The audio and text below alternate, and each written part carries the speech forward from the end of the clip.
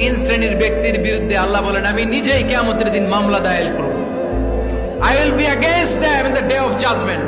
Three categories of people I will be against them in the day of judgment. তিন শ্রেণীর লোক কিয়ামতের দিন তারা ছাড় পাবে না। আল্লাহ বলেন আমি নিজেই তাদের বিরুদ্ধে মামলা দায়ের করব। এর মধ্যে এক শ্রেণীর লোক হচ্ছে রাজুলুন ইস্তাআজারা জিরান ফাস্তাওফা মিনহু ওয়া লাম ইউতি আজরা। একজন শ্রমিক ভাড়া করে তার কাছ থেকে কাজ নিয়েছে কিন্তু তার পারিশ্রমিক আদায় করে নাই। এরকম আছে না নাই? দাপট দেখায় ইউনিভার্সিটির ক্যান্টিন গুলোতে, ইউনিভার্সিটির ক্যান্টিনে যে খায় মাগার বিল দেয় না, এরকম ডাকাইত আছে না নাই?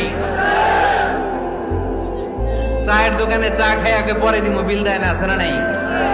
দোকানে যে পণ্য কিনে বিল দেয় না পরে দিমু, আছে না নাই? কিয়ামতের দিন আল্লাহ তোরে মাস্তানি ছুটাবে, চিল্লা এখন ঠিক কি না? আনা খাসমুহুম, আমি নিজেই তাদের বিরুদ্ধে মামলা দায়ের করব। কথাটা কার? এজন্য